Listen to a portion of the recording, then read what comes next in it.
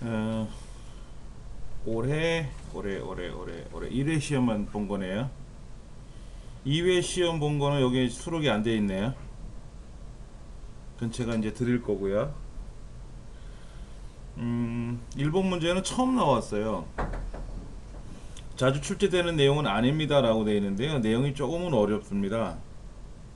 먼저 오디오 데이터와 관련된 용어가 아닌 해당되지 않는 것을 했는데요.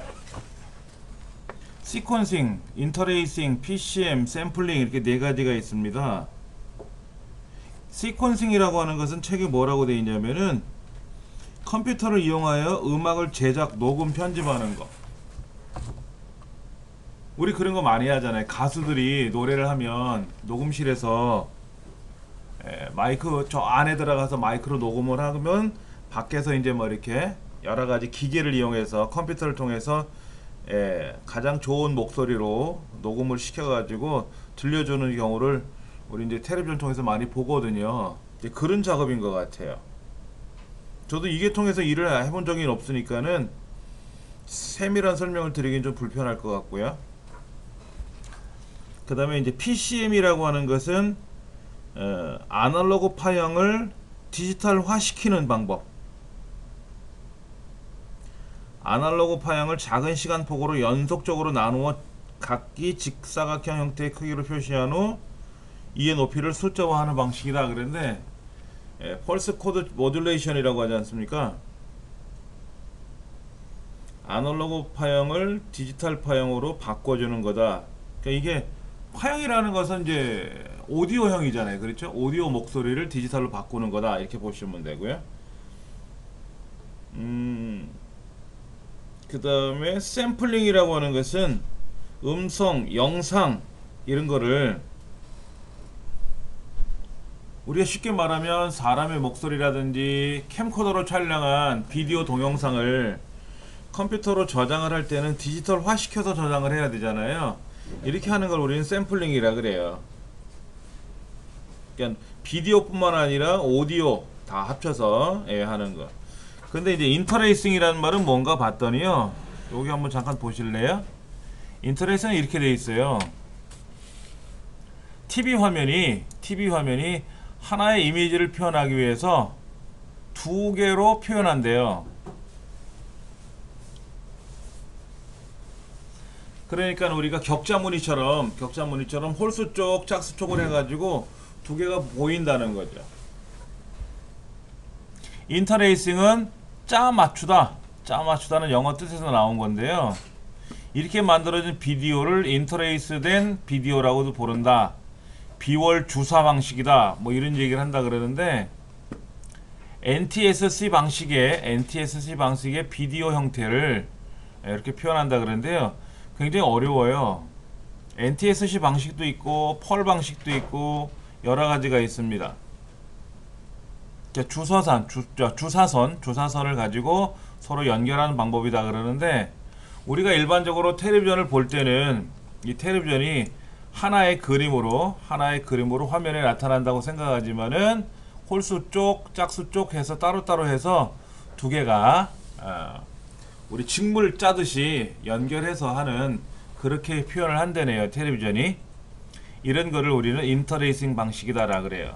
우리 책엔 뭐라고 써있죠? 인터레이싱이 이미지의 대략적인 모습을 먼저 보여준 다음 점차 자세한 모습을 보여주는 그래픽 기법이다 라고 되어 있고요. 그래픽에서는 또 어떻게 하냐면 이런 게 있어요. 용량이 큰 그래픽 있잖아요. 우리가 컴퓨터가 요즘 성능이 좋아져서 그렇지 초기에는 컴퓨터 성능이 안 좋았잖아요. 그래서 예를 들어서 한 10년 전, 20년 전에 컴퓨터에다가 천만화소? 천만화소 영상을 그때는 천만화소라는 게 없었지. 근데 하여튼 고화질의 영상을 사진을 컴퓨터로 보여주려면 어떻게 보여줄까요? 위에서 아래로 하나씩 완성이 되면 다음 줄 내려갈 거예요. 그렇게 하다 보니까는 너무 시간이 오래 걸리는 거예요. 그래서 어떻게 하냐면은 전체적인 윤곽을 한번 뿌옇게 보여요. 그리고 점차적으로 시간이 가면 갈수록 선명해지는 거예요.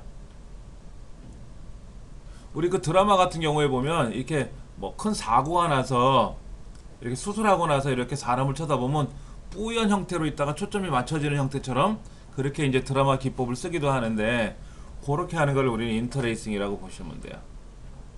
그러니까 인터레이싱은 오디오하고는 상관없는 비디오 쪽이죠. 비디오.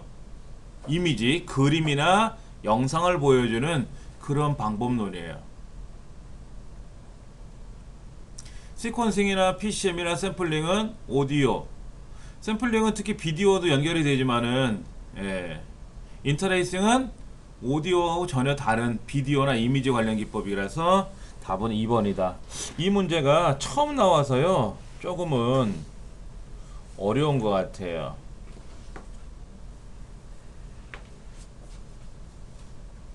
두 번째 문제 한번 볼까요? 다음, 지하철이나 버스 정류장에 가보시면은 거기에 큰 간판 같은 형태의 뭐를 많이 보여주고 있어요. 특히 지하철역에 요즘 이런 공사 많이 하더라고요. 광고 같은 것도 보여주고요. 정보 안내기기를 이런 걸 많이 해줍니다. 그리고 뭐 그 배터리 충전하는 거 있잖아요. 보조 배터리 같은 거 이런 것도 무상으로 빌려주고 그러더라고요. 요즘 뭐 그런 사업을 많이 하대요. 여기 마포역에 가봐도. 근데 이제 그런 것들이 뭐냐 하는 건데, 그렇게 간판을 걸어가지고 광고 같은 거 하는 거를 키오스크라 그래요. 키오스크. 초창기에는 백화점이나 쇼핑센터, 그 다음에 이제 박물관 같은 데 가면은 어떤 작품에 대한 설명을 해주는 그런 형태로 처음에 시작을 했었어요. 요즘은 아주 굉장히 많이 사용하고 있습니다. 다음 3번. 바이러스에 관한 설명인데 가장 적절하지 않은 것 했어요. 이것도 참 애매한 문제인데, 일단 사용자가 인지하지 못한 사이에 자가 복제를 해서 다른 정상적인 프로그램에도 감염을 시켜요. 그러다 보니까 그 프로그램을 통해서 데이터를 불러와서 작업하게 되면 그 데이터들도 바이러스에 감염이 되겠죠. 그래서 엑셀이나 파워포인트나 아리안글이나 이런 프로그램 또는 그리고 그 프로그램으로 작성한 데이터들도 파괴가 되거나 처음에는 이제 느려지거나 데이터가 열리지 않게끔 결과적으로 이제 파괴가 되는 현상이 발생한 거죠. 1번은 아주 잘 만들어 놓은 설명이고요. 두 번째, 소프트웨어 형태로 감염이 돼요. 하드웨어 형태로 감염되는 경우 있나요? 어차피 소프트웨어, 하드웨어 안에도 소프트웨어가 들어있지 않습니까? 심지어 어떤 경우인지 아세요? 중국에서 만든 그 전자담배 아시죠? 이 전자담배가 그 배터리나 충전을 해야 담배 역할을 하나 봐요. 저는 겉모습만 봤는데, 그래서 이제 중간에 이렇게 빼면 USB 단자가 있어서 얘를 이제 컴퓨터에 꽂아가지고 또는 뭐 USB 충전기에다 꽂아가지고 충전을 하나 봐요. 근데 그 USB 단자에 프로그램을 넣어놓은 거예요. 그래가지고 이 컴퓨터에 꽂아갖고 충전을 하면은 이 컴퓨터에 있는 자료를 빼간다든지, 실제 그런 일이 있었습니다. 그 다음에 이 메일, 전자우편이나 첨부 파일은 감염의 확률이 매우 적다고 했는데, 메일을 통해서 감염되는 경우가 매우 적은지 적은 건지 많은 건지는 잘 모르겠지만은 매우 적은 건 아니에요. 감염되는 사례가 많습니다. 아는 사람이 보내는 경우인데, 척하니 열어보겠죠. 제가 여러분한테 메일을 보내면 여러분이 이 사람이 왜 보냈지? 라고 생각할 수 있지만, 선생님 이런 자료 좀 보내주세요 라고 했는데 제가 딱 보내면 이 사람이 보내줬구나 하고 열어볼 거 아닙니까? 그런데 제가 의도적으로 바이러스를 보내는 게 아니라 제 컴퓨터에 바이러스에 감염된 걸 모르고 제가 전자우편을 통해서 보낼 수 있다는 얘기예요. 그럼 그 전자우편을 통해서 바이러스가 감염되니까는 여러분은 마른 하늘에 날벼락을 맞는 거죠. 믿었던 강사가 바이러스를 유포했다, 이런 현상이 발생할 수 있다는 얘기예요. 그래서 이 첨부 파일 같은 경우는 반드시 검사를 해 보셔야 됩니다. 특히 아는 사람이 보내는 경우도 검사를 해야 되지만, 공개자료실에 있는 자료는 어떨까요? 인터넷에 있는 공개자료실, 네이버에 있는 공개자료실은 네이버에서 직접 운영하는 소프트웨어 자료실들이 있어요. 무료로 제공하는 것들은 믿을만 해요. 그러나 어떤 사람이 카페나 블로그에다가 이 자료 보세요, 저 자료 보세요 하고 글을 올리기도 하거든요. 그런 자료들은 함부로 열어보시면 안 돼요. 특히 그 사람의 자료가 굉장히 많은 경우는 있어요. 많은 경우에는 믿을만 한데요. 자료가 몇 개 없어요. 이 사람이 글을 쓴 게 한 두 개밖에 없어요. 그러면은 거기 자료실에 어떤 첨부 파일 좋은 게 있다더라 믿을 만한 거 아닙니다. 실제 경험에서 말씀드리는 겁니다. 그 다음에 채팅이나 그 다음에 메신저를 통해서 전파되는 경우가 많아요. 의도적으로 전파되기도 하겠지만은 온라인 채팅이니까 굉장히 재미있는 거 있으니까 보세요 라고 보냈더니 뭐를 설치해 볼 수 있대. 근데 그걸 설치하려고 갔더니 꽝꽝꽝꽝 감염되는 경우가 많죠. 이런 경우도 많이 있습니다. 두 번째가 조금 적절하지 않는다 이렇게 보시면 될 것 같아요. 4번 여러 대 컴퓨터를 일제히 동작시킨다. 완전 좀비네요. 우리 영화 보면은 좀비들이 있지 않습니까? 좀비가 한두 개가 아니라 여러 개, 여러 마리라고 해야 되나, 여러 명이 해야 되나, 좀 단위가 헷갈리는데 하여튼 여럿이 한꺼번에 막 때로 공격을 하죠. 뭐 부산행이라는 영화에도 보면은 이제 그런 장면들이 보이는 것 같은데, 이제 그런 경우에 이 여러 대의 감염된 컴퓨터들이 동시다발적으로 작동을 해요. 예를 들면 중부여성발전센터에 접속을 해라. 그런데 그날이 접수기간이에요. 접수기간인데 인터넷 접속을 해서 접수를 해야 될 거 아닙니까? 남들보다 빨리. 그런데 어떻게 됐어요? 이 분산 공격을 받으면은요, 분산 서비스 거부 공격을 받으면은 서버가 멈춰버려요. 심지어 예전에 그랬어요. 행정안전부, 그 다음에 인터넷 그 정부,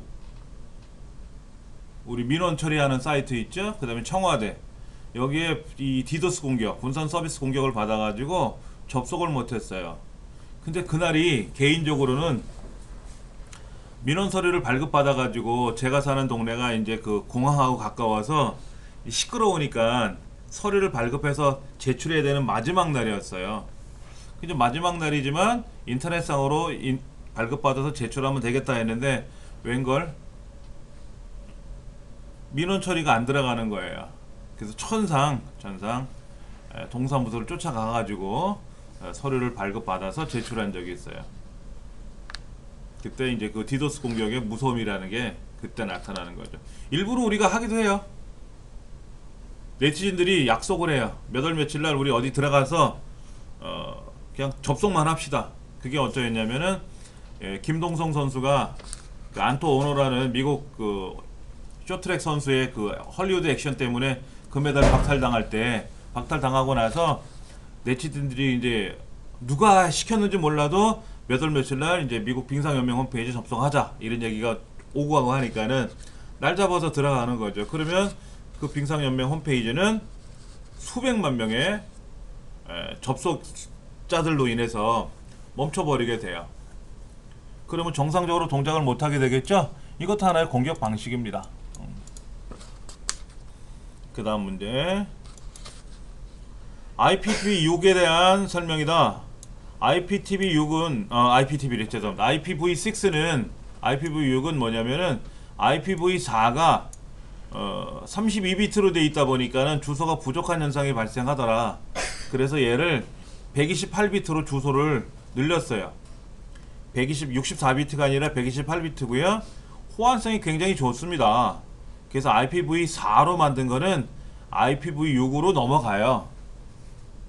IPv6에는 더 많은 주소가 있으니까 IPv4로 되돌아가기는 어려울 수 있겠지만은 IPv4에서 만들어진 주소 방식은 IPv6으로 자동으로 다 연동이 돼서 전혀 호환성이 낮다가 아니라 굉장히 좋습니다. 어려운 것도 아니고 쉬운 거고요.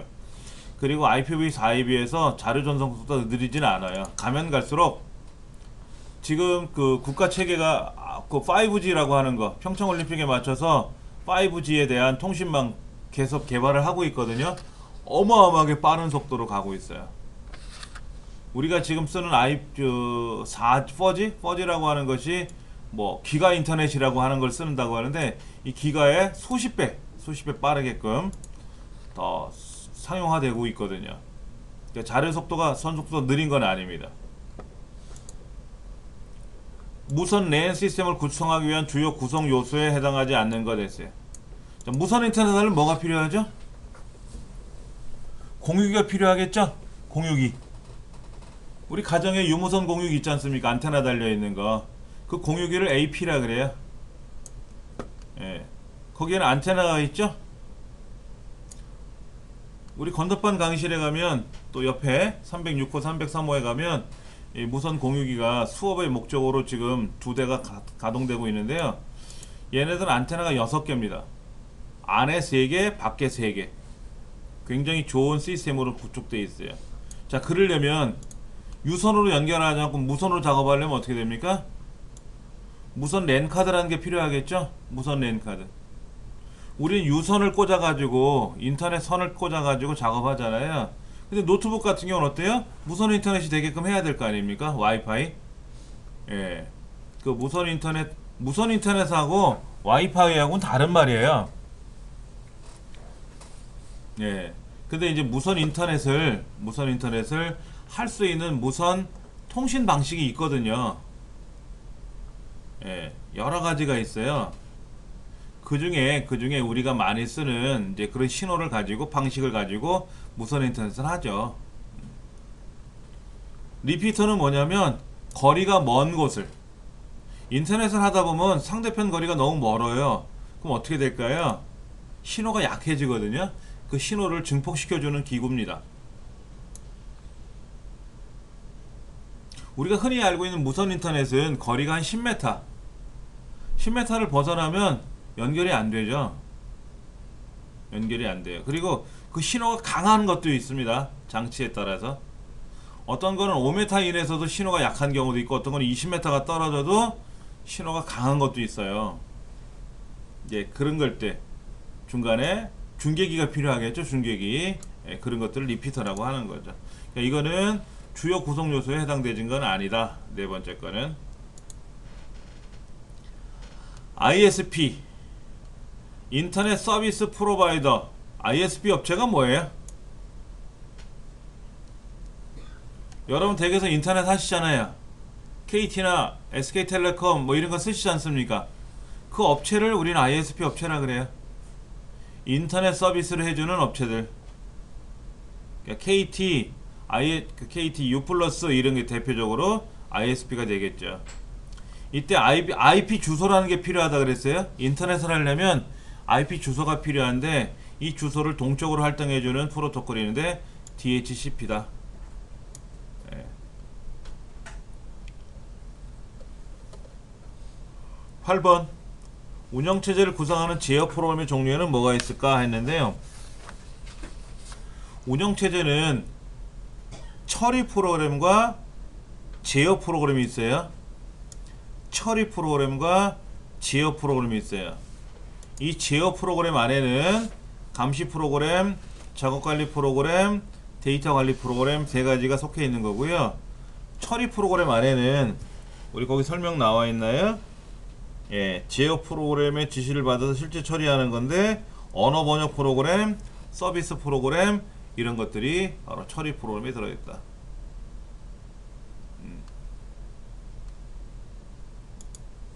9번 컴퓨터가 처음에 자료를 처리하던 방식이 있어요. 제일 처음에 컴퓨터가 어떻게 처리했냐면 묶어서 처리하는 겁니다. 일괄 처리. 성적 처리할 일 있으면 성적 처리만 해야 돼요. 급여 계산할 거 있으면 급여 계산만 해야 돼요. 이제 그렇게 하다 보니까는 중간중간에 급하다고 프로그램을 처리해달라 그러면 처리할 수가 없는 거예요. 그래서 그때그때마다 처리할 수 있게끔 하는 실시간 처리 방식으로 바뀌었죠. 그 사이에 사실은 뭐 10분할 시스템이라든지 이런 것도 있었는데, 그리고 지금 하는 건 분산 처리죠. 내가 할 거는 내가 하고, 내일 이제 수능 시험 보잖아요. 그럼 과거의 수능 시험을 보면 그 수능 시험에 필요한 시험을 봤던 학생들의 OMR 답안지를 다 서울로 가져왔단 말이에요. 서울교육청에서 그걸 체크했었어요. 왜? 기계가 거기밖에 없었거든.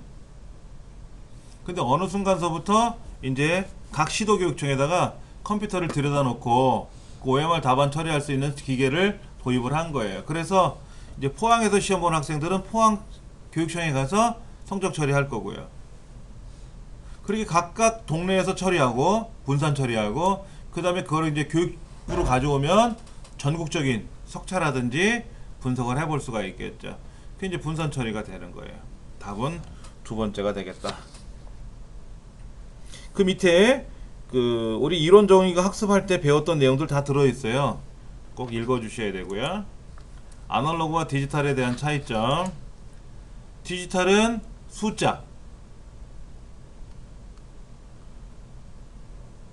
어? 그렇죠. 디지털은 숫자예요. 아날로그는 전류, 전압 이런 그래프 형태고요. 디지털은 논리 회로고요. 아날로그는 증폭 회로고요. 거꾸로 돼 있죠. 그랬죠? 네 번째, 아날로그는 특수 목적 전용이고요.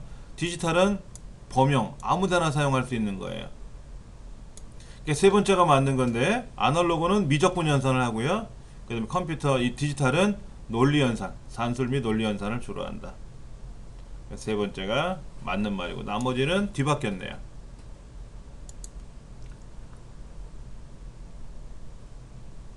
소형화, 경량화. 이게 뭘까요? 웨어러블. 몸에 착용하는 거잖아요. 몸에 착용하는 거. 마이크로 컴퓨터는요, 마이크로 프로세서가 탑재된 컴퓨터를 마이크로 컴퓨터라 그랬어요. 마이크로 프로세서.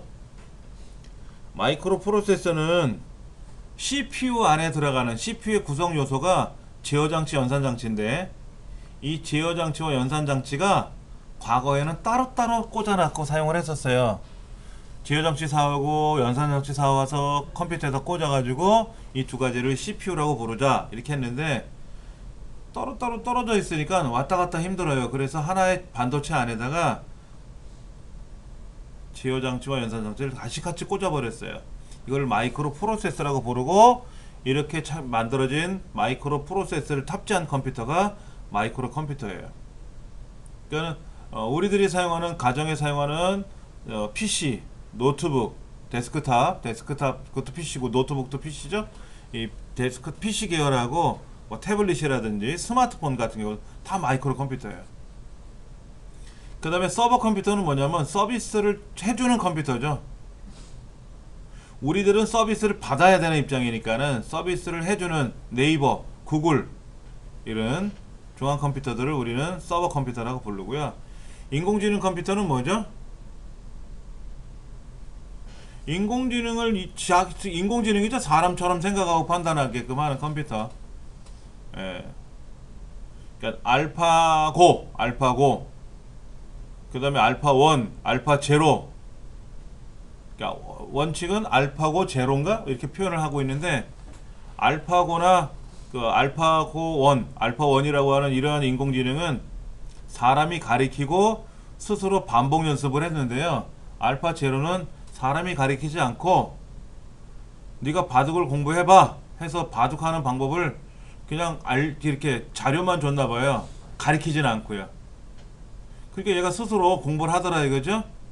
그래서 일주일 만에 알파고가 4개월 공부했나? 4개월 공부한 거를 일주일 만에 다 공부했어요. 그래서 알파고하고 알파0하고 경기를 붙여놨더니 바둑 시합을 했더니 알파고가 이세돌 이긴 컴퓨터 아닙니까? 인공지능. 얘가 100대 0으로 졌어요. 알파1한테, 알파0한테. 어마어마한 이제 인공지능 기술이 되는 거죠. 웨어러블은 이제 몸에 착용하는 건데 어떻게 착용할 거예요? 예를 들면 내 팔뚝에다 뭐 이렇게 붙인다든지, 그럼 키보드가 되고, 내 팔뚝에서 홀로그램이 나타나 가지고 모니터 역할을 할 수 있고, 말로 얘기하면 그럼 팔뚝에다 뭐를 심어야 돼요? 여기 요거 우리 요거 있지 않습니까? 요런 이제 화면을 아주 얇게 길쭉하게 화면에 팔에다 붙여요. 그러면 얘가 쭉 펼쳐지는 거예요. 제가 그림을 하나 봤거든요. 신기해요. 사람 팔뚝이 이제 이렇게 있지 않습니까? 팔뚝이 이렇게 있어 갖고 선 이렇게 있는데 여기다가 장치를 하나 이렇게 달아요. 이렇게 하나 달고 팔뚝에서 차는 거예요. 이렇게 우리 흔히 말해서 팔에다 뭐 이렇게 거는 거 있지 않습니까? 걸어요. 그러면 여기에 영상이 서로 이렇게 쫙 나타나요. 쫙 이제 화면이 나타나는 거죠. 이 기기 A란 기기와 B란 기기 사이에. 그럼 키보드처럼 나타나요. 그리고 화면을 여기서 홀로그램이 나타나 가지고요, 이렇게 홀로그램이 나타나서 여기에다가 영상이 보이고요, 키보드는 이 팔뚝 사이에다가 이제 띡띡 누르면 되고요. 말로 하면 듣죠? 말로 하면 듣고요.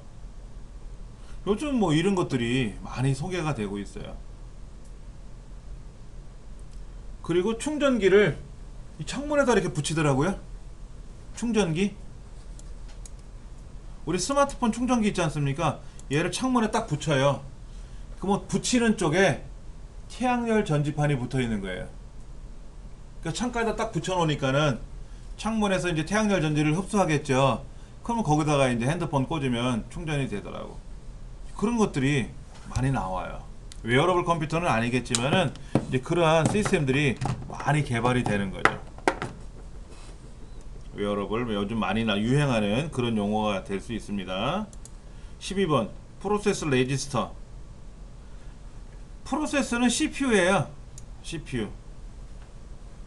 레지스터는 뭐냐면 컴퓨터 내에서 사용하는 임시 기억 공간이에요. 임시 기억 공간. 하드디스크의 부트 레코드에 위치하는 게 아니라 CPU에 있는 거라고.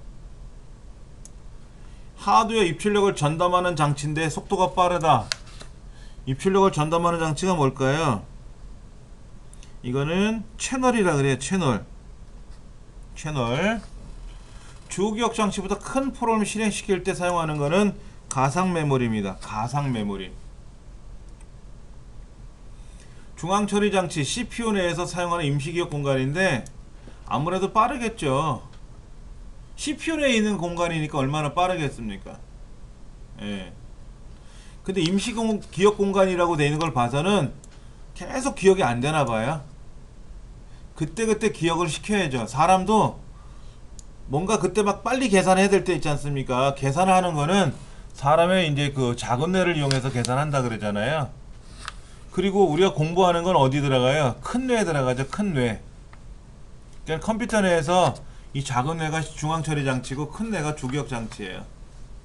그래서 이 중앙 처리 장치에서 처리했던 기억 자료들이 있잖아요. 계산 결과들은 그때그때 이 레지스터에 기억이 되고 두고두고 기억하려면 이제 주기억 장치에다가 보관해 둬야 되겠죠. 근데 주기억 장치도 어느 날 갑자기 사고가 나면 기억을 잃어버릴 수 있으니까 어떻게 합니까? 보조기억 장치에 저장하잖아요. 보조기억 장치. 최근에 나왔던 영화 중에 그 살인자의 기억법인가? 살인자의 기억인가? 그거 보셨죠? 설경구 씨 주연으로 나왔던 거. 거기 보면 소형 녹음기에다 막 녹음을 시키지 않습니까? 그것도 임시기억, 이건 보조기억 장치라고 보면 되죠. 그 사람 주기억 장치가 성능이 안 좋아지니까 보조기억 장치에 이제 저장을 해서 두고두고 듣고 보려고 하는 거죠. 13번 전자우편.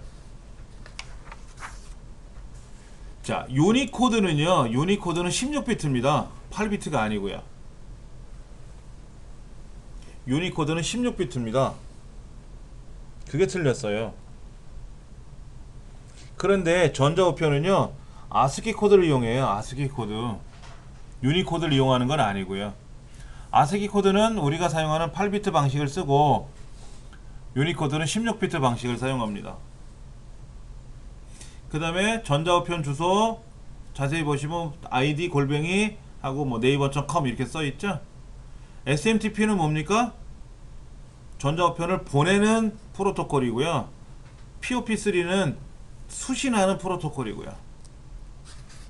내가 편지를 보내려면 내 편지를 배달해 줘야 되는 사람이 있고 또 나한테 오는 편지는 나한테 또 배달해 줘야 될 거 아닙니까? 그럴 거 아니에요. 그러니까 우편 배달부 아저씨가 우편물을 수거해가는 서비스를 해야 되고, 그 수거해서 보내고 나면 우체국으로 온 편지 우편물을 우리 집에다가 데려서 갖다 줘야 될 거 아닙니까? 역할을 두 개가 하는 거예요. SMTP는 보내는 역할, POP3는 받는 역할, MIME는 멀티미디어적인 데이터를 처리할 때 쓰는 프로토콜이에요. 보내기, 회신, 첨부, 전달, 답장, 하여튼 뭐 여러가지 기능이 있죠? 전자우편의 기능에는. 14번 HD급 고화질 비디오를 저장할 수 있는 차세대 광학장치래요. 광학장치를 우리는 ODD라 그래요. ODD. 옛날에 CD, DVD 이렇게 나눠 썼는데요. 지금은 ODD라고 한꺼번에 불러요. 그 ODD 안에는 CD, DVD, 블루레이 디스크 세 가지를 우리는 ODD라고 합니다. CD는 이제는 더 이상 안 쓰는 것 같아요. 간혹 어떤 뭐 설계도면이라든지 병원에서 진료 기록 같은 거 있지 않습니까? 이런 진료의 영상이라든지 이런 기록들을 보내야 될 때가 있어요. 그때 영상물을 종이에다 적어서 낼 수 없잖아요. 과거에는 필름이니까 필름을 보내고 받았는데 지금 필름이 아니잖아요. 파일이지 않습니까? 그래서 CD에 담아서 보내기를 해요. CD에 담아서 보내는데 최근에 저희 아버지가 좀 몸이 안 좋으셔가지고 병원에 이제 가서 뭐 이런 진료 저런 진료를 이제 했었나 봐요. 근데 이제 다른 병원에서 진료한 거를 가져와야 되는데 저렴하게 모르겠어요. 국립의료원이라서 저렴했는지 몰라도 인쇄물 같은 경우는 뭐 한 1,000원? 그렇게 많은 양을 인쇄해서 가져오는데 1,000원? 뭐 CD 같은 거 해가지고 뭐 10,000원도 안 들은 걸로 알고 있어요. 근데 CD의 단점이 뭐냐면 용량이 작아요. 그래서 그걸 6배, 7배 정도 늘린 게 DVD거든요. 그 DVD도 굉장히 호평을 받았죠. 좋았어요. 그런데 가면 갈수록 용량이 커지는 거야. 영화들이. DVD는 4.7기가 정도 들어갑니다. 4.7기가. 근데 이 블루레이 디스크는 25기가에서 100기가까지 저장해요. 똑같이 생긴 CD처럼 생긴 매체인데 안에 파장에 따라 달라지는 거죠. RW는 CD는 CD인데 기록하고 포맷하고 지우고 또 기록하고 지우고 할 수 있는 그런 매체를 RW 매체라 그래요. CD 한 종류입니다. 칩디스크는 플로피 디스크처럼 생겼어요. 플로피 디스크.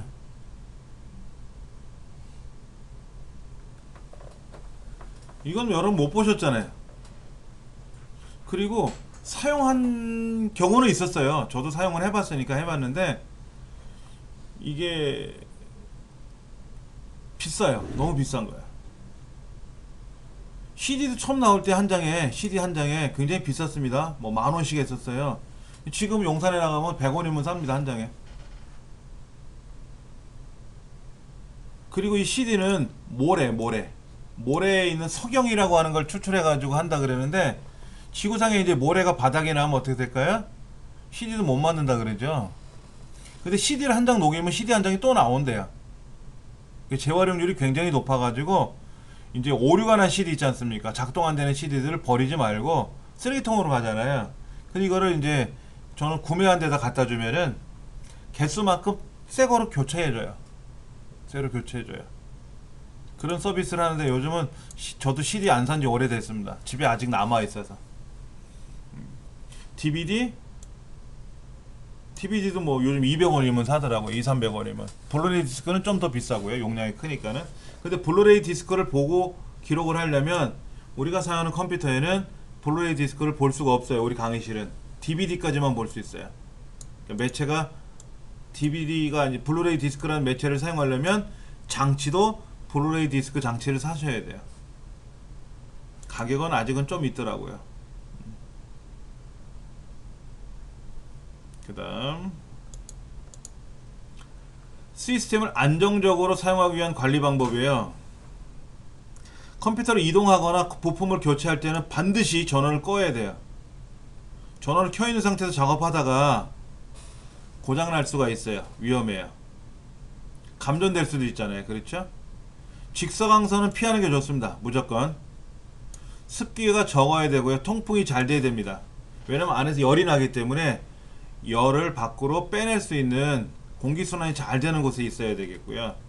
그렇다고 뚜껑을 열어놓으면 어떻게 되느냐? 먼지가 또 많이 들어갈 수 있으니까 먼지 발생이 적은 곳에 설치를 해야 되겠고요. 조각모음을 실행하면은 컴퓨터에 빨라져요. 조각모음 실행하면 정기적으로 최적화시키면 좋고요. 단 이 조각모음 실행할 때 우리들이 사용하는 보조기억 장치가, 자 여기 한번 볼게요. C 드라이브, D 드라이브, Z 드라이브가 있는데 그 C 드라이브, D 드라이브, Z 드라이브에서 우리들이 많이 사용하는 그 C 드라이브 있잖아요.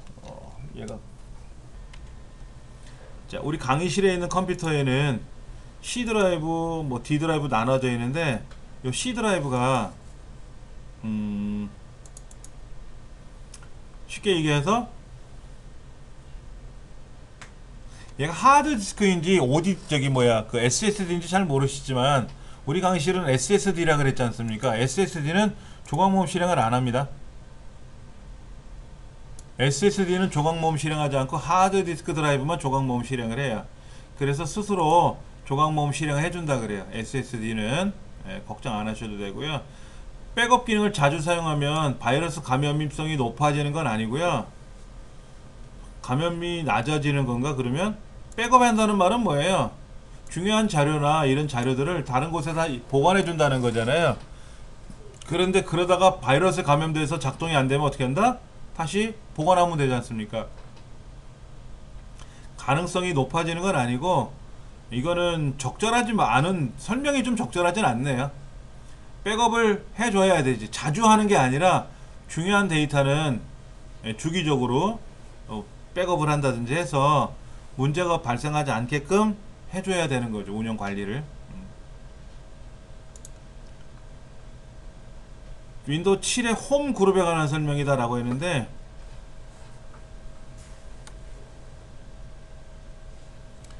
이 홈 그룹에 관한 문제는 처음 출제되었다고 나와 있어요.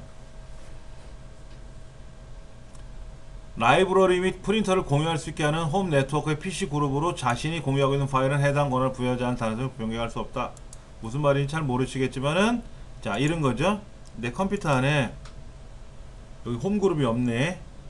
네트워크 그룹이 있을 수가 있어요. 이 회사 그룹, 회사 네트워크가 있고 홈 네트워크가 있고 여러 가지가 있어요. 네트워크가. 근데 이 네트워크를 이용을 하면 아빠가 사용하는 컴퓨터에 프린터가 연결되어 있으면 그거를 가정에 저 건너방에 있는 자녀들 방에 있는 컴퓨터에서도 공유할 수 있고, 아빠 자료하고 엄마 자료를 공유할 수도 있어요. 그렇죠? 예, 그렇게 작업이 가능하다는 얘기입니다.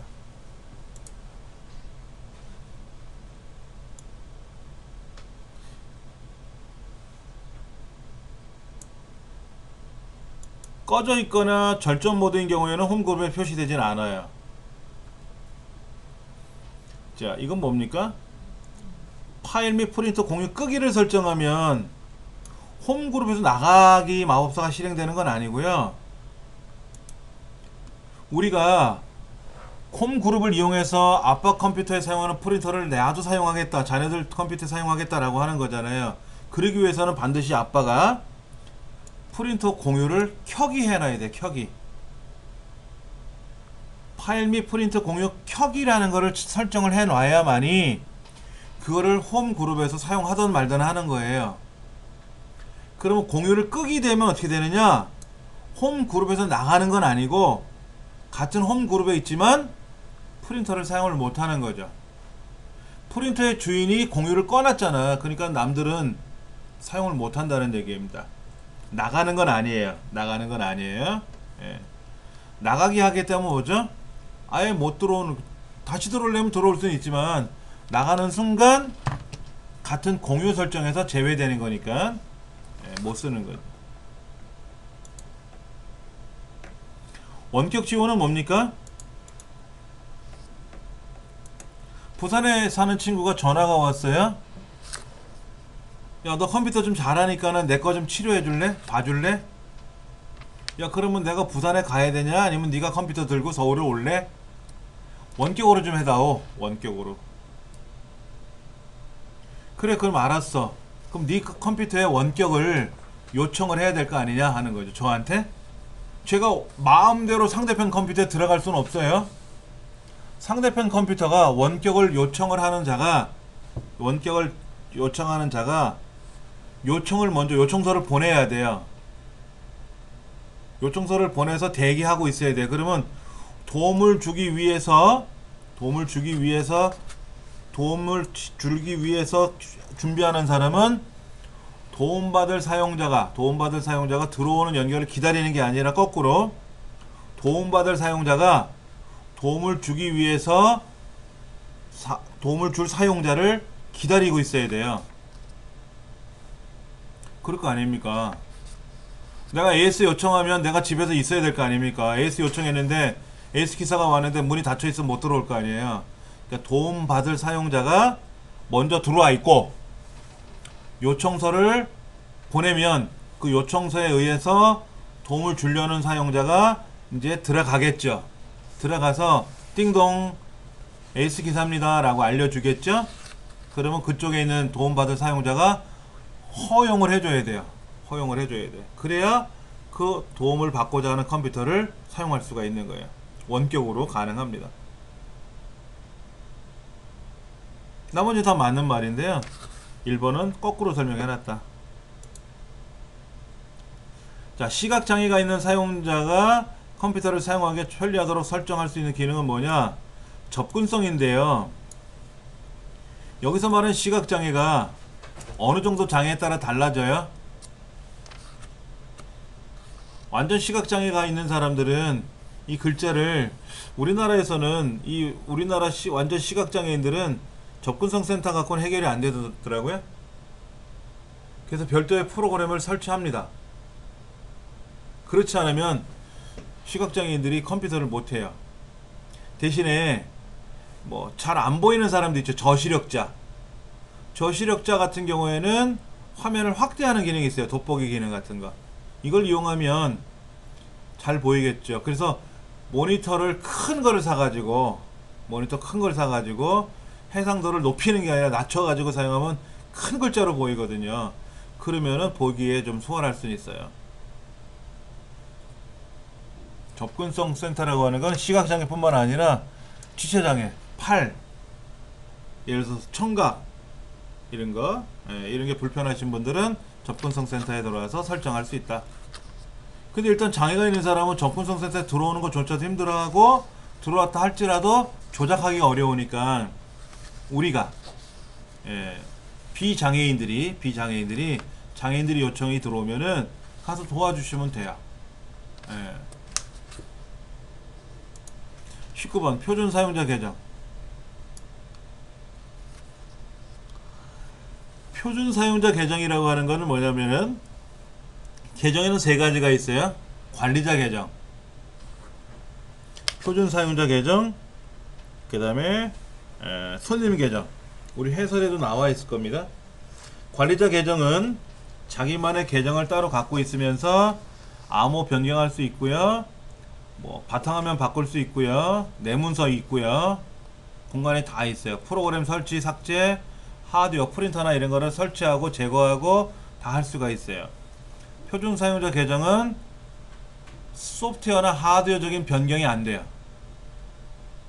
자기만의 암호를 변경할 수가 있고 바탕화면도 따로 존재할 수가 있는데, 표준 사용자 계정은 프로그램을 설치하거나 삭제할 수 없고요, 프린터를 제거할 수 없고 설치할 수 없어요. 손님 계정은 아무것도 못해요. 그냥 제공해주는 것만 사용하는 겁니다. 그러니까 이제 어린 자녀가 있는 가정에서는 컴퓨터 한 대를 가지고 엄마도 쓰고 아빠도 쓰고 하는 경우도 있고요.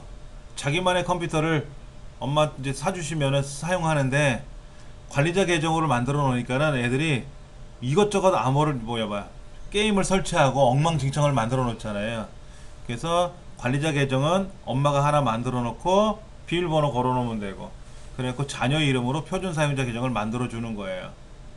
그러면 얘가 자기만의 계정이니까 암호를 변경할 수도 있고 바탕화면 꾸밀 수 있고 다 사용할 수가 있는 거죠. 대신에 프로그램을 설치하거나 삭제할 수는 없다. 예.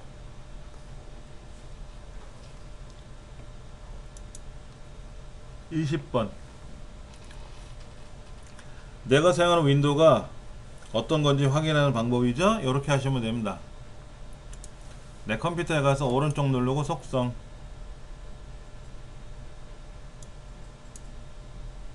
여기 떠요. 32비트인지 64비트인지 윈도우가 떠요.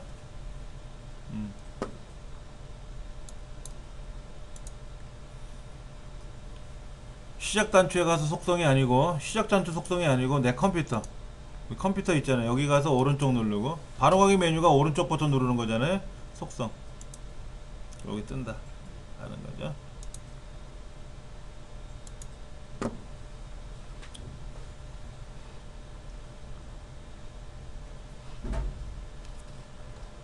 유효성 검사 엑셀에서 말하는 유효성 검사는 도대체 뭐냐 하는 거죠. 엑셀 한번 실행해 놓고 볼게요. 유효성 검사는 뭐냐면 어느 데이터가 들어와요. 여기 예를 들어서 성별을 입력하래. 성별 이름이 있고요.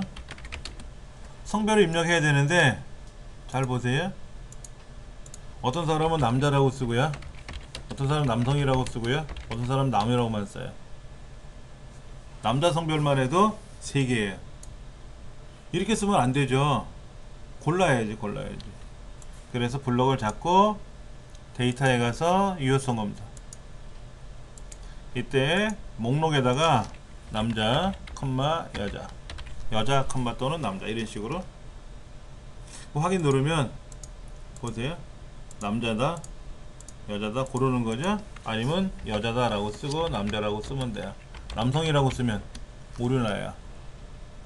입력받은 2가지 외에는 안 들어갑니다. 다시 확인해 볼까요? 여기서 중요한 거 목록들의 값들을 미리 지정해서 입력을 제한하는 거죠. 숫자 같은 경우에는 범위를 정할 수 있어요. 100에서 50 사이에만 입력해라. 목록으로 값을 제한하는 경우에는 드롭다운 목록의 너비가 뭐예요? 드롭다운 표시는 가능하지만 드롭다운의 목록의 너비라는 게 뭐예요? 이게 너비지 않아요? 이게 높이에요? 너비를 말하는 거예요. 분명히 문제에서는 너비죠. 너비. 목록은 있어요? 저기 목록에서 높이는 있어요? 쉽게 말하면 둘 중에 하나잖아요. 근데 이런 경우도 있어요. 내가 입력받을 값이 1, 2, 3, 4, 5, 6, 7, 8, 9, 10 10개를 쓰면은 보세요. 여기에 여기 8개는 나오는데 밑에 2개는 더 안 나오잖아요. 그러니까 높이는 8개가 기본으로 나옵니다만 이 높이 조절하는 기능이 있었어요? 아까? 없었죠? 너비라는 말은 이거 아니에요? 이게 너비 아닙니까? 이 너비는 어디서 조절하는 거예요? 열 너비는 조정하는 게 서식에서 하는 거지 않습니까? 목록의 너비를 지정할 수 있는 거는 없다.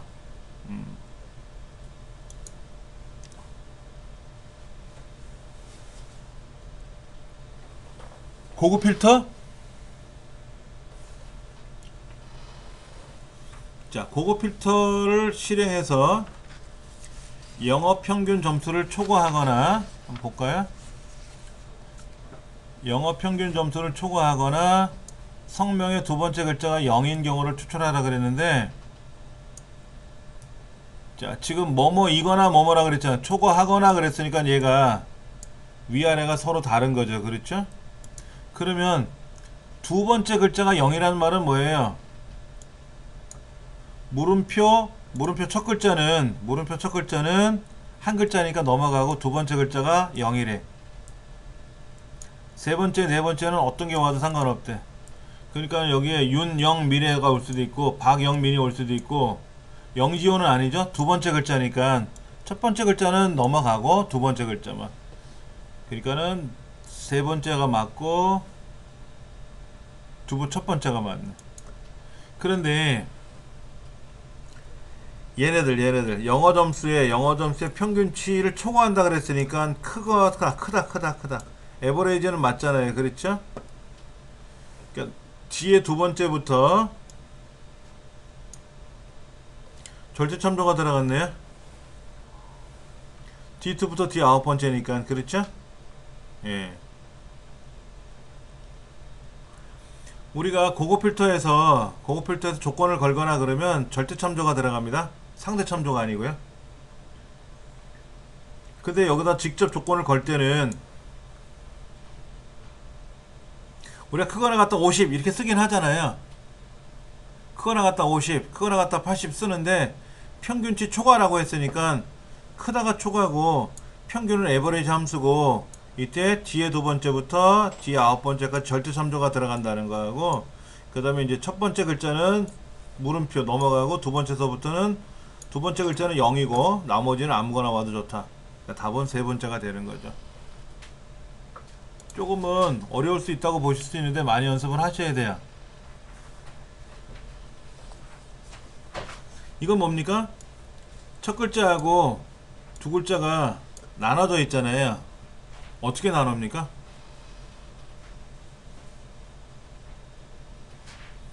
자 보세요. 여기 이렇게 써놓을게요. 홍길동 일쯤에 임꺽정. 자 얘를 데이터에 가서 나누기를 할 거예요. 나누기. 구분기호가 분리되어 있습니까? 구분기호 없잖아요. 우리가 외부 데이터 가져올 때는 빈칸이나 컴마나 뭐 탭으로 구분되어 있지만 여기는 구분기호가 없잖아요. 그러니까 너비가 일정하다고 보는 거예요. 너비. 다음 이때 구분선을 마우스로 여기다 딱 클릭을 하면 성하고 이름 사이에다가 마우스로 클릭을 해요. 마우스로 클릭을 해. 이렇게. 그럼 성 따로 이름 따로가 구분이 되는 거죠. 따로따로 구분이 되는 거예요. 그래서 마침을 누르면 톡 풀어줘요. 참 지난 시간에 제가 상공회의소에 전화 걸었었잖아요. 답변이 왔어요. 웨이브 데이터 해서 가져오면 된대요. 여기 웨이브 데이터 텍스트로 가져와서 우리 가져오면 이 너비가 깨진다 그랬지 않습니까? 잠깐 볼게요. 여기 웨이브 데이터를 가져올 때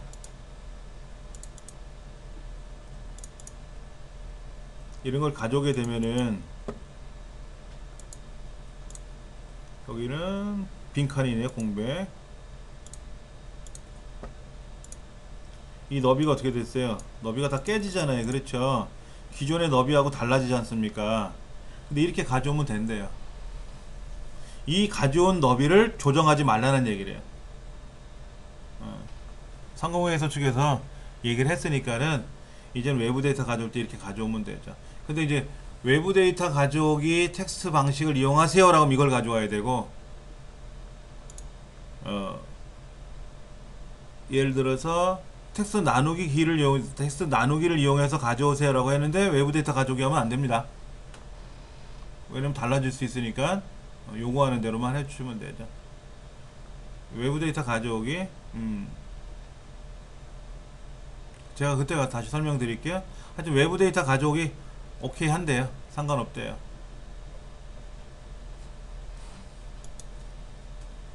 여기는 성씨하고 이름씨가 구분선에 의해서 구분하는 거죠. 구분기호는 아니고요.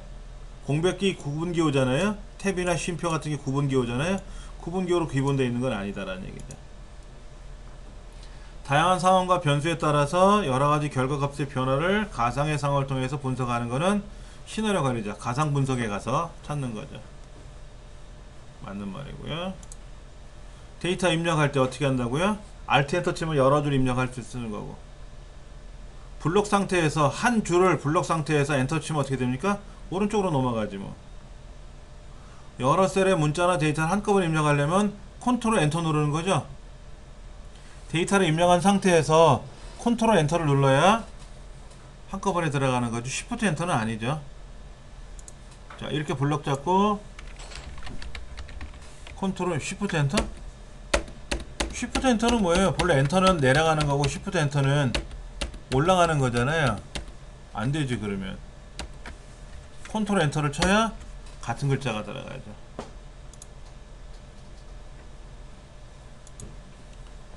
A1부터 B1까지. 자, 얘를 자동 채우기 하면 어떻게 될까요? 여기는 뭐가 들어갈까? 가에 013이 되겠고, 얘는 01월 17일 되겠고.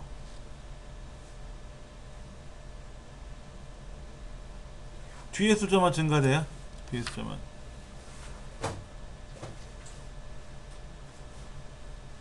숫자가 두 군데가 있으면 뒤에 숫자만 증가된다.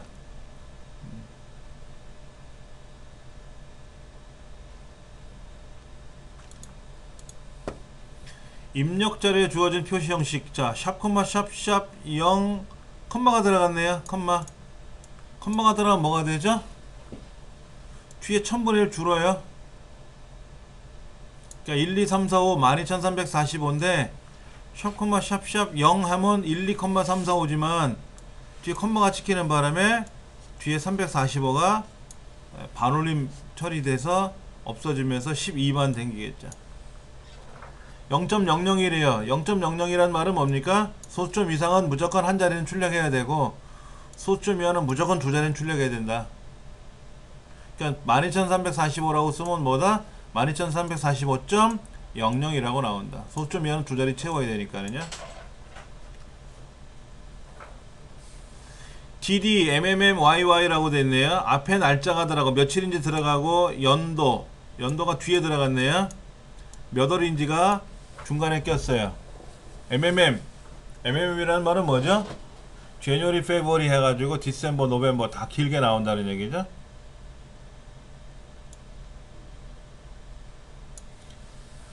근데 옳지 않다고요? MM이 3개인데 MMM 4개를 쓰면 그렇게 돼요. MMM 4개를 쓰면은 MMM 4개를 쓰면 January, February 뜨고요. M 3개를 쓰니까 JUN만 들어가겠지. 디셈버 그러면 DEC 3글자만 들어가는 거죠. 그러니까 3번에 요 M 3개냐 4개냐에 따라서 달라진다. 이건 뭡니까? 골뱅이 커마라는 글자 앞에 커마라는 글자 들어가는데, 골뱅이라는 거 입력받은 글자가 커말이니까 커말 하고 나올 거고, 별표 2개가 따옴표 안에 들어갔으니까 별표 하고 나오겠네. 골뱅이는 글자 입력받았을 때만 쓰는 거예요. 글자 입력받았을 때만. 예.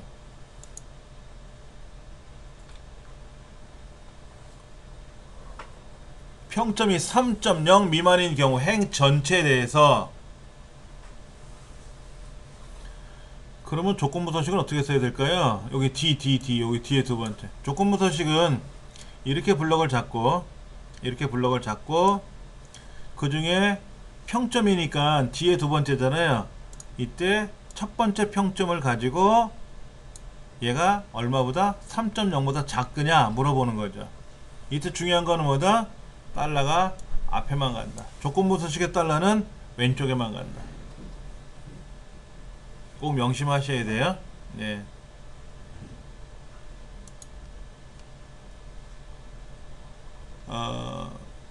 1사분기 수식 앞에 빈칸이 들어가 있네요. 중간에 빈칸은 그대로 유지해요. 한 칸만 빼고. 앞에 빈칸이나 뒤에 빈칸은 무조건 다 삭제해 버리죠. 트림이라는 함수가. 서치는 뭐죠? 자, 세금이라는 글자가 몇 번째 있어요? 세금은 첫 번째 있죠. 세금 명세서니까. 근데 3이라고 써 있어요. 하나, 둘, 셋. 세 번째 이후에 있는 셋자는 몇 번째 있니? 하나, 둘, 셋, 넷, 다섯 번째네. 뭐 빈칸까지 포함해서. 세 번째 이후에 있는 셋자는 나오죠. 프로포는 첫 글자만 대문자로 이렇게 첫 글자만 대문자로 바꿔주는 게 프로포예요.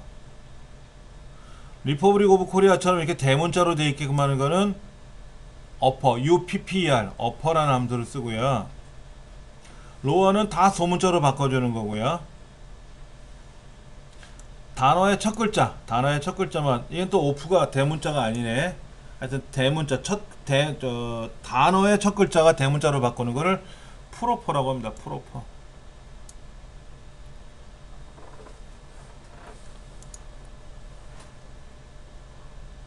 매크로. 우리 매크로 할 때 지난 시간에 매크로에 관한 걸 잠깐 살펴보면서 중요한 게 뭐라 그랬어요? 그 매크로 지정해 줄 때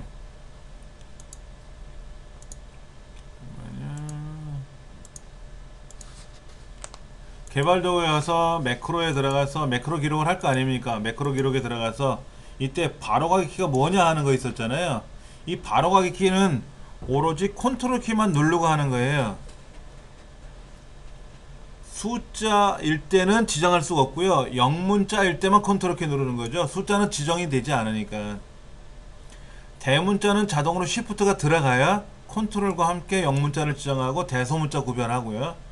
근데 영문자와 숫자를 함께 지정하는데 Alt 키를 함께 사용하는 건 아니죠.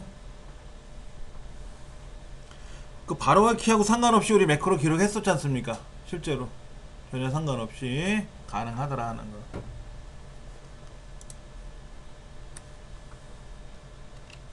매크로의 특징에 대해서 설명을 보겠습니다. 매크로는 편집할 수도 있고요.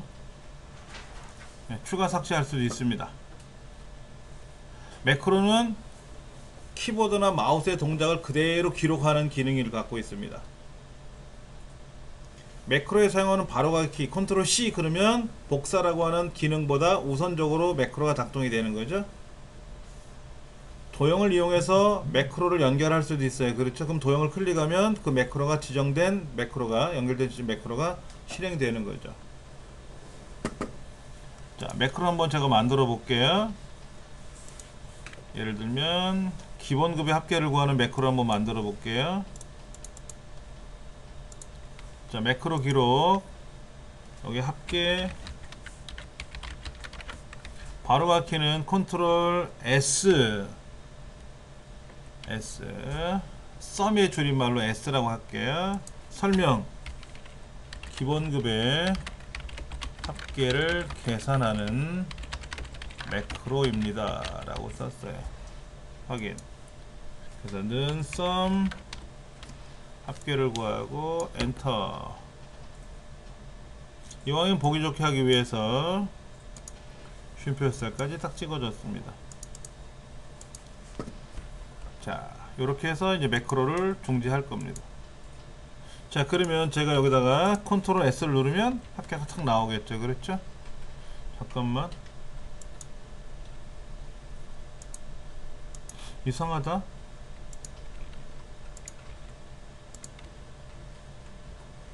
왜 상대 첨자로 기록이 되나?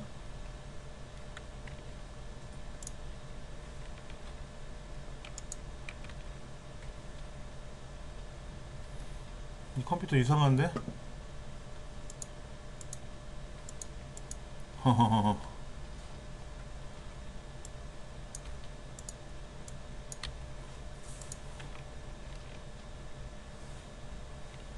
합계가 안 나오는데? 왜 그러지? 매크로 합계 여기 옵션에 가서요. 옵션에 가서 컨트롤 S 바꾸면 되고 설명 바꿔도 되고요. 편집에 들어가서 합계라고 하는 거를 합계 구하기라고 제가 바꾸면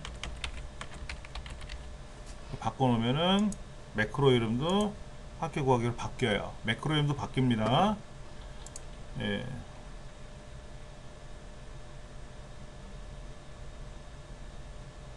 뭐인지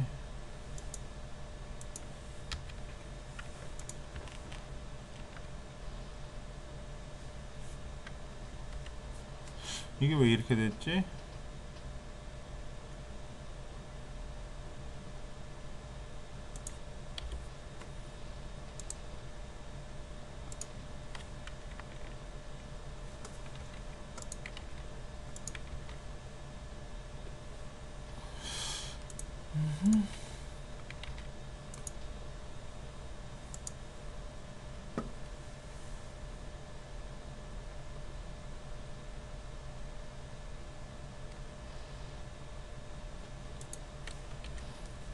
이게 뭐가 잘못됐어요? 잠깐만요. 오, 이 매크로가 잘못됐다. 삭제할게요.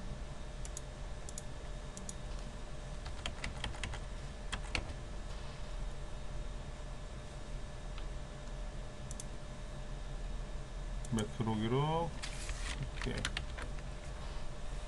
S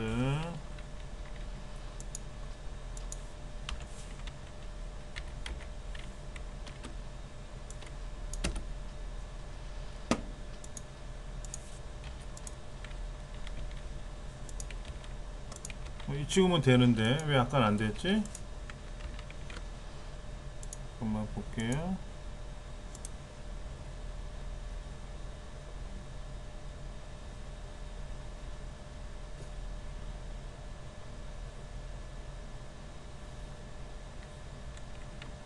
K41 선택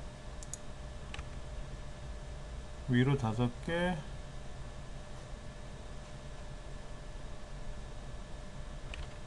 하나 둘 셋 넷 5개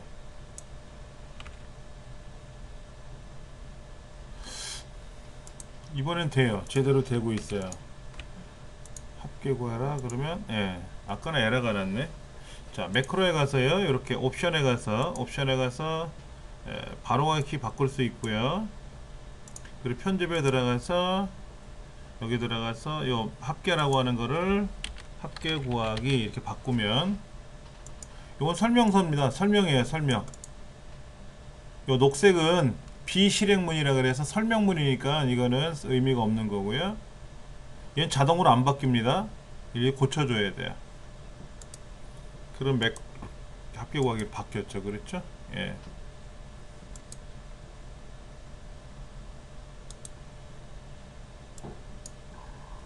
자 그래서 컨트롤 S 누르면 답이 탁 나오게끔 어디선지 합이 나와야 되겠죠? 네, 합 나오긴 했습니다. 삭제할 수 있고요. 조작 편집 다 할 수 있습니다. 매크로 편집 다 할 수 있어요. 32번 썸이프 S는 뭘까요? 썸이프 S는 조건이 2가지 이상인 경우에 합계를 구하는 겁니다. D2 판매 실적 합계를 구하래요. D2부터 D6 판매 실적 합계를 구하래요.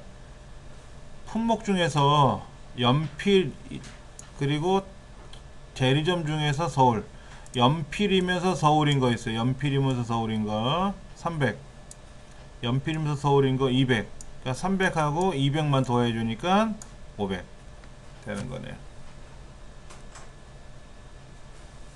이거를 실기시험에서는 품목이 연필이고 대리점이 서울인 경우에 판매 시작 합계를 구하라 라고 하면 이렇게 직접 써야 되겠고 그렇죠? 그런데 이거를 뭐식이냐 그 필기시험에서는 이 실행을 시키면 결과가 어떻게 되는지를 사람 머리로 계산하게끔 시키거든요. 필기시험은 이렇게 물어요. 연습을 많이 하셔야 됩니다. 차트 이거 한번 볼까요? 자 지금 이름하고 요렇게 차트를 한번 만들어 볼까요? 삽입에 가서 차트 만들어졌어요. 차트가 만들어졌는데 지금 계열 겹치기라는 걸 한번 해볼게요. 계열 겹치기를 제가 플러스를 해주면 어떻게 될까요? 여기는 의미가 없어요. 지금요. 여기는 의미가 없어요. 왜냐면 계열이 하나만 있어서 그래요. 빼버리고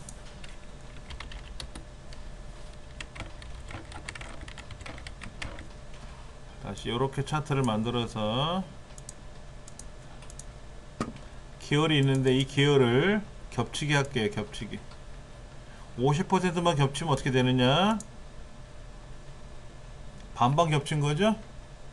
반반 겹쳤어요. 계열 겹치기 숫자를 양수로 지정하면 어떻게 된다?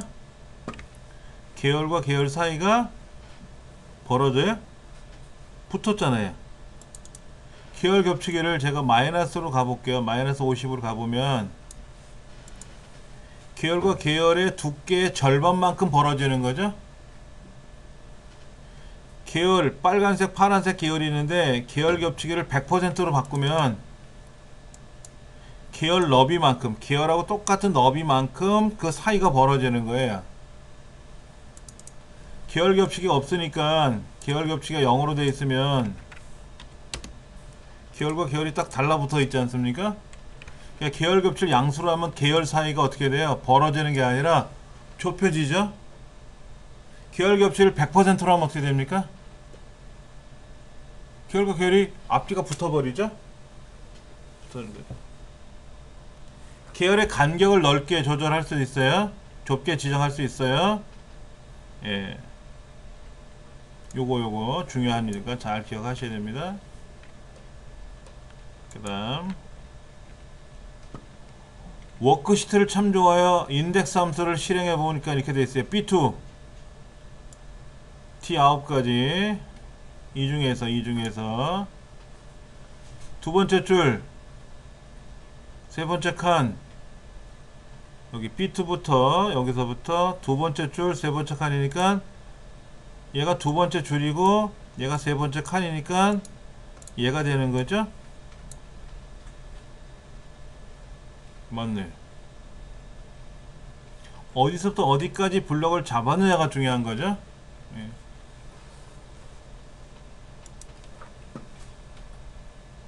박지성이라는 사람의 결석 점수를, 결석 값을 구하는 거예요. 당연히 VLOOKUP을 써야죠.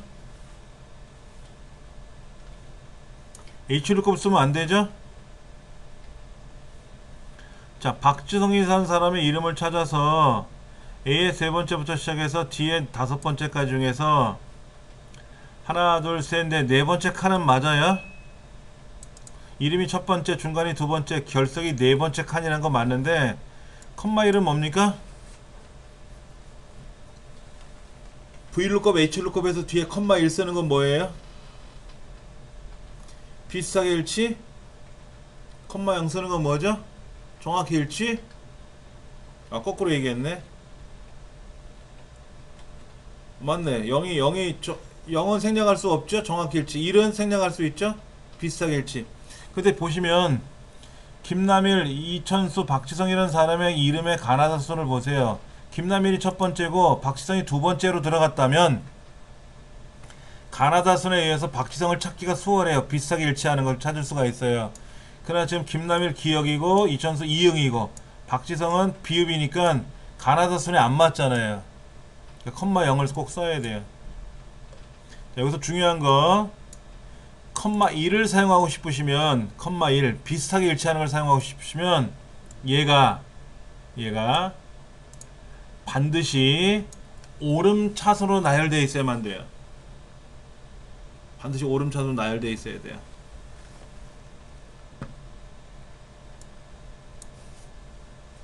그래야만이 해결할 수 있어요. 36번 일반 옵션에서 암호를 저장할 수가 있어요. 암호를 열기 암호를 못 맞추면 못 열어요. 쓰기 암호를 못 맞춰도 못 열어요. 쓰기 암호를 맞춰야만이 내가 고쳐놓고 저장을 했을 때 저장이 된다는 얘기예요. 열기 암호를 지정한 경우에는 열기 암호를 입력해야만이 열리는 거고요. 쓰기 암호를 지정한 경우에는 쓰기 암호를 설정해야만, 맞춰야만이 다음에 저장을 할 수가 있어요. 저장 시 쓰기 암호를 입력하는 게 아니라 저장 명령을 걸면 저장이 돼야 될 거 아닙니까?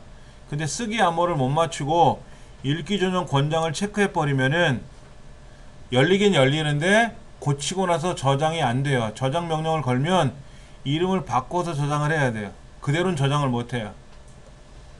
그러니까 쓰기 암호를 걸어놓은 이유는 내가 사용하는 문서가 이름이 변경되지 않게끔 그대로 저장을 못하게끔 저장을 방지할 때 사용하는 기능이에요. 백업 파일 만들기를 체크하면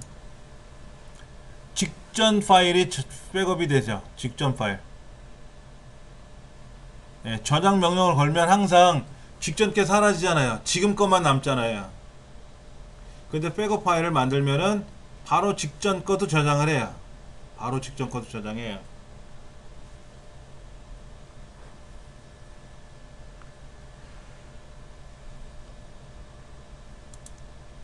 차트에서 설정되어 있지 않은 차트 요소는 뭐냐? 제목이 있고요. 축 제목이 있고요. 그 다음에 테이블 표 있고요.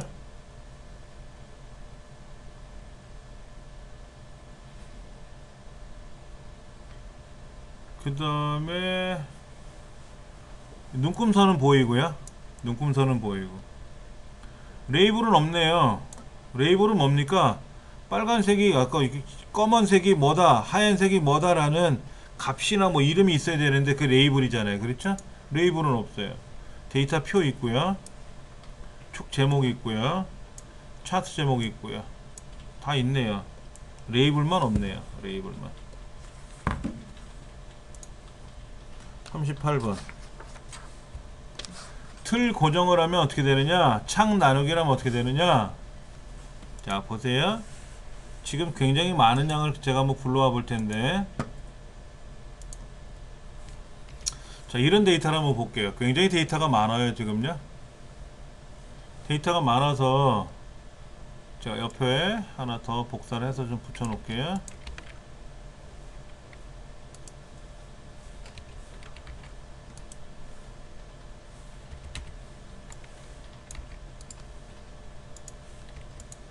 자, 지금 넘어가면은요, 굉장히 뭐가 많아요. 옆으로 갈래도 어떻게 되죠? 옆으로 갈라 그러면 왼쪽에 고객 번호가 안 보여요. 옆으로 넘어가면 올라가면 항목 이름이 안 보입니다. 그렇죠? 위에 너무 양이 많아서요. 그런데 제가 화면을 이렇게 위아래로 움직이면 이 항목 이름은 가만히 있으면 좋겠고요. 제가 이거를 좌우로 움직이고 싶으면 이 고객 번호는 그대로 유지되면 좋겠어요. 그럼 고객 번호 오른쪽 C, 두 번째 줄 아래 3, 그러니까 C에 3 여기다 놓고요.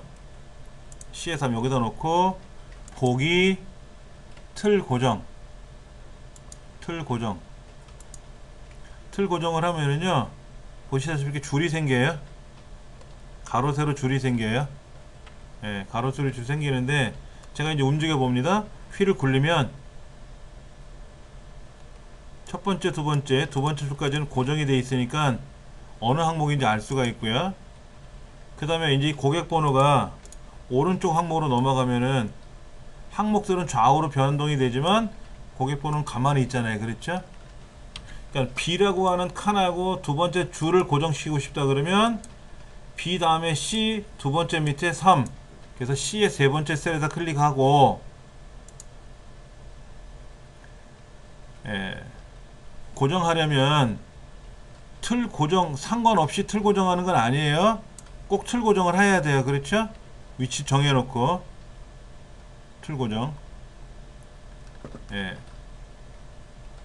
그 다음에 또 하나 뭐냐면 양이 많으면 저 위쪽에 있는 데이터하고 저 아래쪽에 있는 데이터하고 비교해서 보기가 어려워요. 세 번째 줄하고 저기 90번째 줄하고 보려면 어떻게 봅니까? 안 보이잖아요. 그럼 보세요. 클릭했어요. 아무데나 클릭하고 창 나누기. 그러면 틀 고정할 때도 셀을 선택한 위쪽과 왼쪽이 고정이 되는 거고요. 창 나누기를 하면 위쪽과 왼쪽에서 나눠지는 거예요. 그러면 이 창은 이렇게 위치는 조정할 수 있어요. 자, 보시면 위쪽에 있는 데이터하고요, 위쪽에 있는 세 번째 데이터하고요, 저 아래쪽에 있는 90번째 데이터하고 세 번째 줄 데이터가 어때요? 같이 만날 수 있잖아요. 창을 나눈다 그래요. 나눈다고. 창 나누기를 수행하면 셀 포인트의 오른쪽과 아래쪽으로 표시가 되는 게 아니라 어떻게 한다고요?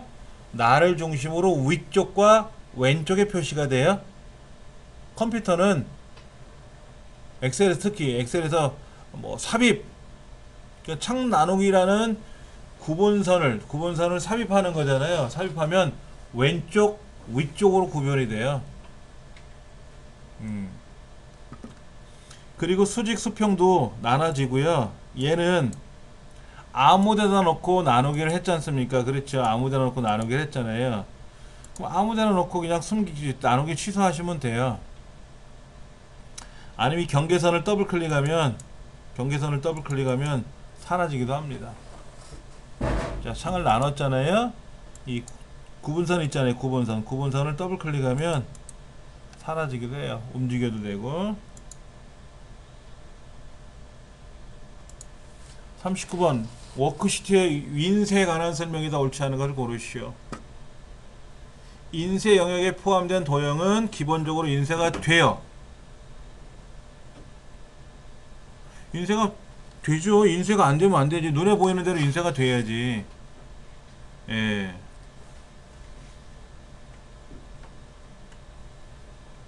그런데 자 보세요. 제가 이거를 인쇄하려고 삽입에 가서 파일에 가서 인쇄 명령 걸면은요, 인쇄는 되는데 ABCD가 안 나오죠. ABCD인지 1, 2, 3, 4는 안 나오잖아요. 자, 제가 여기다가 삽입해서 도형을 집어넣어요. 삽입에 가서 그림을 불러와요.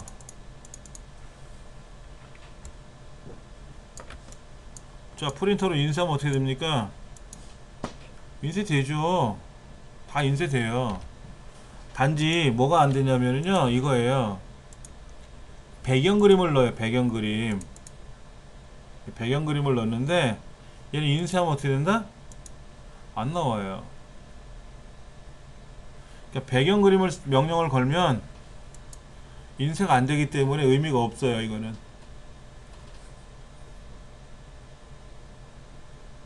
좀 불편하죠. 그렇죠?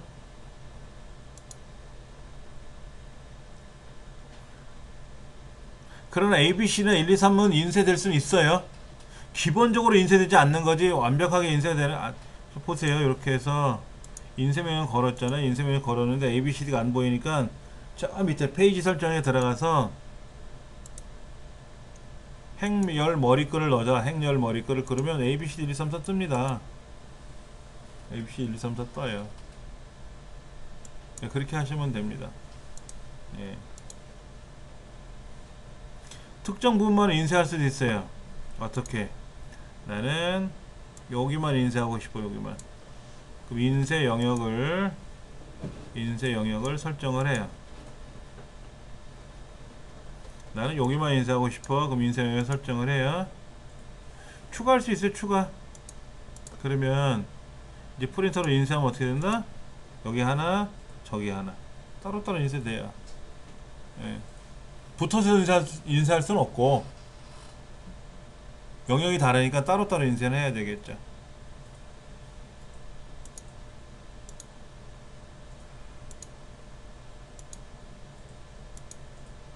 추세선을 추가할 수 있는 거. 추세선은 뭐라 그랬어요? 얘가 올라가는 거지 내려가는 거지 이걸 보는 거라 그랬잖아요. 그러니까 3차원은 안 된다 그랬어요. 추세선은 3차원은 안 돼요. 그리고 동그랗게 생긴 건 안 돼요. 방사형은 뭡니까? 방사형은 가운데를 기점으로 얼마나 퍼져졌는가를 보는 둥그렇게 생기는 거예요. 원형도 둥그렇잖아요. 표면은 넓적해요. 분산형은 우리 X축, Y축을 이용해서 얼마나 많이 벌어지느냐를 보는 거니까 추세선이 나타나요. 분산형은 추세선이 나타납니다. 많이 나오는 유형입니다. 네. 이 문제에서 지금